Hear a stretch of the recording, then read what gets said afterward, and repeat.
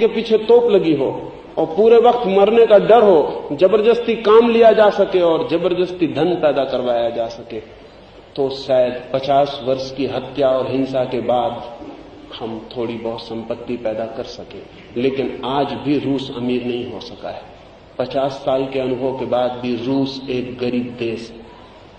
हमें लगेगा कि अगर रूस गरीब देश है तो चांद पर पहुंचने की कोशिश कैसा करता है। वो कोशिश ऐसे ही है जैसे एक गरीब आदमी सिल्क का कुर्ता पहन के और सामने के पड़ोसी धनी आदमी के सामने अकड़ के निकले, चाहे घर में भूखा रह जाए।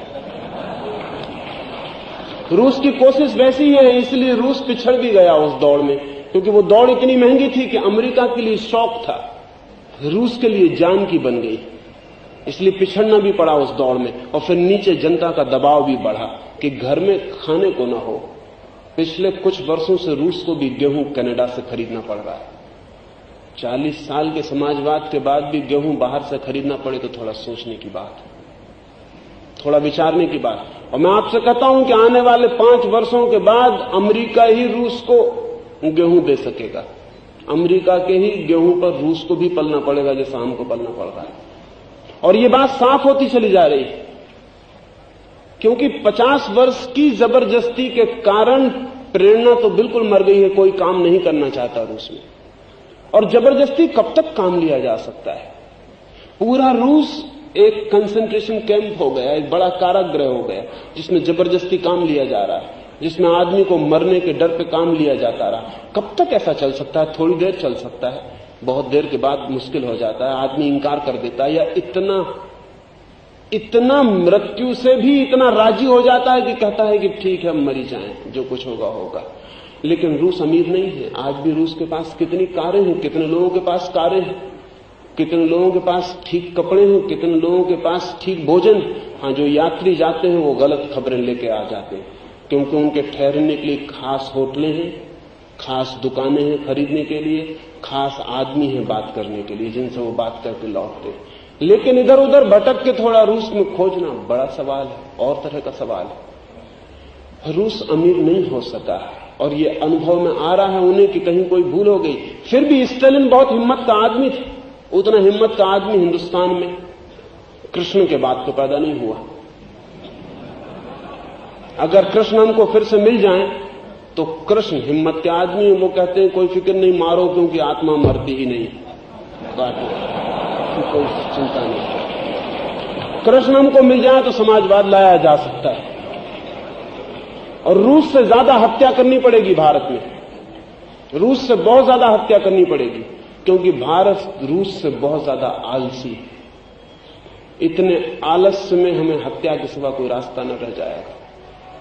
लेकिन इंदिरा जी को या उनके साथियों को कुछ अंदाज नहीं है। अंदाज का कोई कारण भी नहीं है, क्योंकि भीड़ जिस बात से राजी हो वो बात कहनी चाहिए। नेता तभी नेता बना रह सकता है। नेता को कोई दूरदर्शी होने की जरूरत नहीं। दूरदर्शी आदमी नेता नहीं हो सकता। नेता को शॉर्ट साइटेड होना चाहिए, पास ही दिखाई पड़ना चाहिए, दूर दिखाई पड़ना ही नहीं चाहिए, तभी नेता हो सकता है। और अगर नेता अंधा हो तो और भी अच्छा नेता हो सकता है, क्योंकि बिल्कुल दिखाई ना पड़े तो वो ऐसे नारे लगा सकता है जो कि देखने वाला कभी भी नहीं लगा सकता। और अंधों के देश में नेता होने के लिए अंधा होना क्वालिफिकेशन, योग्यता है।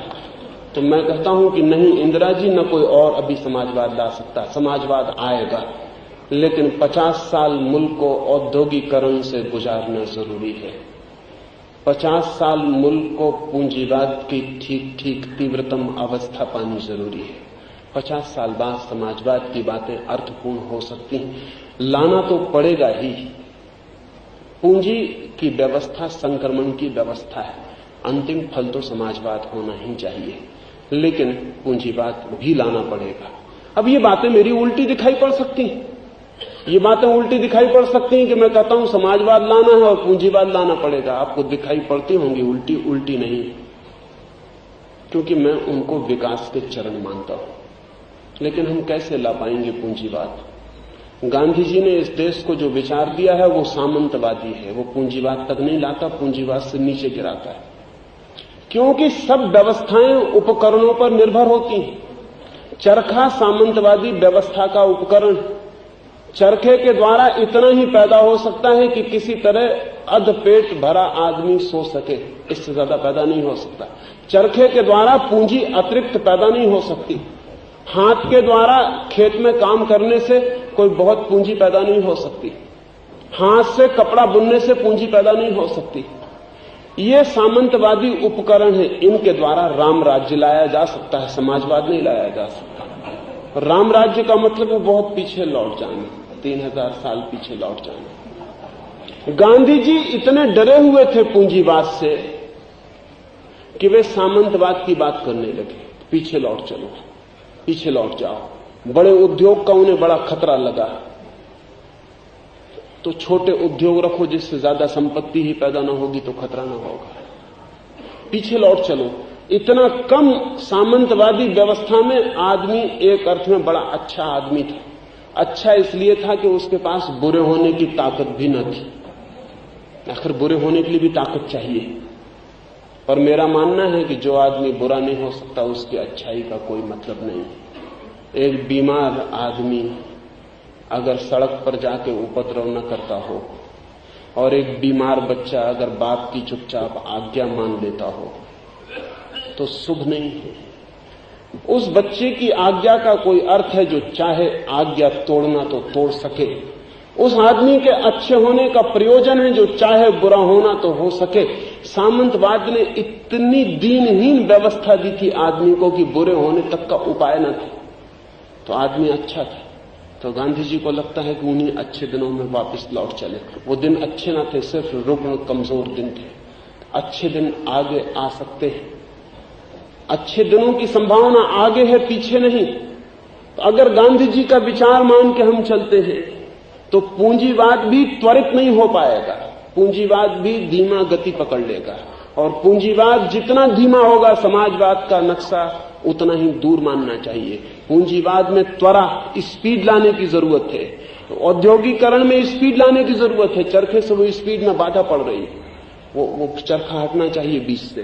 तो 50 साल में औद्योगिकरण हो सकता है देश का। मशीन लाई जा सकती, मशीन से उत्पादन बढ़ाया जा सकता है, केंद्रित संपत्ति पैदा हो सकती, तो समाजवाद भी संभव है। गांधी जी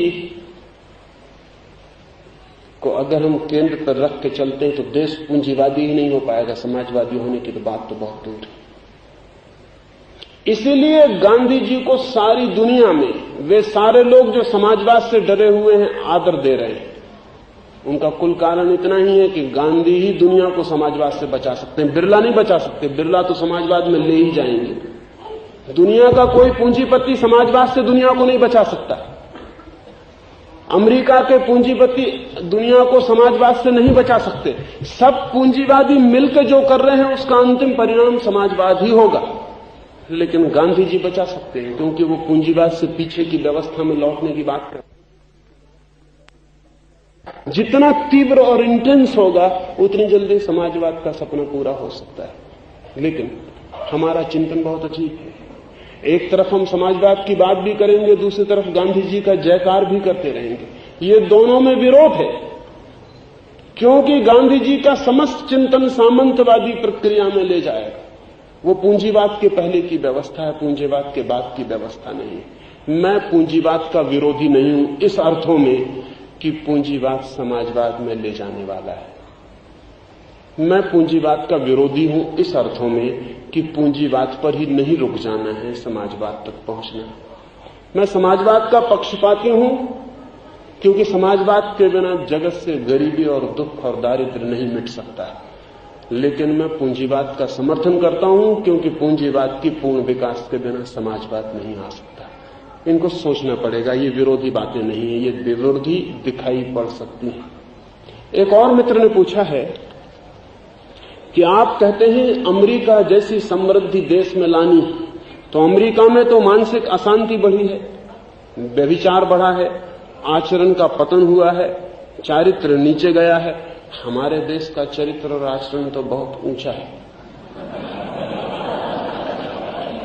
ये थोड़ा सोचना पड़ेगा। ये हमारे देश के चरित्र और आचरण के संबंध में बहुत विचार करने की जरूरत है। 3 बातें उन्होंने कही हैं, वो विचार करनी चाहिए। पहली बात तो ये कि आम ख्याल ये है और ठीक है कि अमेरिका में मानसिक अशांति बढ़ी है, लेकिन मानसिक अशांति आपको पता है कब बढ़ती है?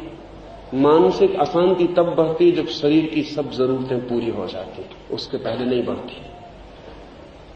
जानवरों में मानसिक अशांति नहीं होती, लेकिन इसलिए हम जानवर होना पसंद न करेंगे। आदिवासियों में मानसिक अशांति नहीं होती, लेकिन हम आदिवासी होना पसंद न करेंगे। असल में मानसिक अशांति होती तब है जब शरीर की सब जरूरतें पैदा हो जाती, तब मन की मांग शुरू होती। अब जो आदमी भूखा बैठा है, खाना नहीं है, कपड़ा नहीं है, मकान नहीं है, उसको मानसिक अशांति नहीं हो सकती। उसकी शारीरिक अशांति इतनी बड़ी है कि मानसिक अशांति का उपाय नहीं है। जब शारीरिक अशांति मिटती है तो मानसिक अशांति शुरू होती। मानसिक अशांति एक अर्थ में विकास है, और जब मन की भी सब जरूरतें पूरी हो जाती हैं तो आत्मिक अशांति शुरू होती है, वो और बड़ा विकास है। आत्मिक अशांति तीसरी बात है। बुद्ध और महावीर आत्मिक रूप से अशांत थे, मानसिक रूप से नहीं। बुद्ध और महावीर की शरीर की जरूरतें पूरी थी, मन की भी जरूरतें पूरी थी। मन की हमारी जरूरतें पूरी नहीं है, अमेरिका की भी जरूरतें पूरी नहीं है। तो बुद्ध और महावीर ने एक नई अशांति अनुभव की, मानसिक नहीं आध्यात्मिक, एक स्पिरिचुअल अनरेस्ट पैदा हो गया। अब बुद्ध को जितने भी उस देश में सुंदर स्त्रियां हो सकती थी, उनके पिता ने सब उनके महल में इकट्ठी कर दी। अब मानसिक अशांति का उपाय न रहा। मानसिक अशांति अब क्या करे? सब स्त्रियां जो चाही जा सकती थी मिल गई, सुंदरतम मकान मिला, सुंदरतम निवास मिला, सब सुविधा मिली, शरीर की सब जरूरतें पूरी हो गई, संगीत मिला, साहित्य मिला, चित्रकला मिली, नृत्य मिला, सब मिल गया, शरीर और मन की सब जरूरतें पूरी हो गई। तो बुद्ध को एक नई अशांति ने पकड़ा, जो स्पिरिचुअल अनरेस्ट, कि हमको परमात्मा पाना है, हमको सत्य पाना है, हम बिना सत्य पाए नहीं रह सकते। तो क्या आप कहेंगे कि बुद्ध की हालत अच्छी नहीं है? ध्यान रहे, अशांतियों के भी तल हैं। शारीरिक अशांति निकृष्टतम अशांति है, मानसिक अशांति उससे ऊंची अशांति है, आध्यात्मिक अशांति और भी ऊंची अशांति। और ध्यान रहे, जिस तल पर हम अशांत होंगे उसी तल पर शांत हो सकते हैं। जिस तल पर हम अशांत भी नहीं हुए उस तल पर हम शांत कैसे होंगे? भारत मानसिक रूप से अशांत होने में अभी समर्थ नहीं। अभी शारीरिक तल पर अशांति है, अभी पेट भूखा है, शरीर पर तल पर अशांति है। तो हम सोचते हैं कि शायद हम मानसिक रूप से शांत हैं। आप गलती में हैं। मानसिक रूप से शांत होने के लेवल तक भी हम अभी नहीं पहुंचे, इसलिए हम शांत मालूम पड़ रहे हैं। हमारी शांति वास्तविक नहीं है, हमारी शांति बिल्कुल झूठी है, क्योंकि हम अशांत ही नहीं हुए जिस तल पर, उस पर हम शांत कैसे हो जाएंगे? अमेरिका शरीर के तल पर शांत हुआ है, तो मन के तल पर अशांत हुआ है। ये मनुष्य के एवोल्यूशन का दूसरा कदम। बेचैनी है, तकलीफ है, लेकिन ध्यान रहे, जब वे मानसिक रूप पे अशांत हुए हैं तो वे मानसिक शांति की तलाश में लग गए। बहुत जल्द वे सारे उपाय खोज लेंगे जिनसे मन में शांत हो जाएं। तब एक नई अशांति अमेरिका में शुरू होगी जो आध्यात्मिक होगी। वे ईश्वर, सत्य और निर्वाण और मोक्ष की खोज से बेचैन हो जाएंगे। तब क्या हम कहेंगे कि वो लोग आध्यात्मिक रूप से अशांत हो गए, उनसे तो हम बेहतर? नहीं, मैं आपसे कहता हूं वे हमसे बेहतर हैं, क्योंकि हमसे ऊंचे तल पर अशांत हैं, तो ऊंचे तल पर शांत भी हो सकते हैं। इसको नियम मानता हूं मैं कि जिस तल पर हम अशांत होंगे उसी तल पर शांत हो सकते हैं, लेकिन तल के नीचे हैं हम शरीर के तल पर अशांत हैं। मेरे पास लोग आते हैं, वे पहले आते हैं कि हमें ध्यान सीखना है, बहुत अशांति है, फिर कुछ दिन मेरे पास रुकते हैं, मैं उनसे और बात करता हूं तो पता चलता है किसी को लड़की की शादी करनी है असल में, इसलिए अशांति है। वो कहता है कि ठीक है, जब निकट आता है तो पहले तो वो ध्यान और परमात्मा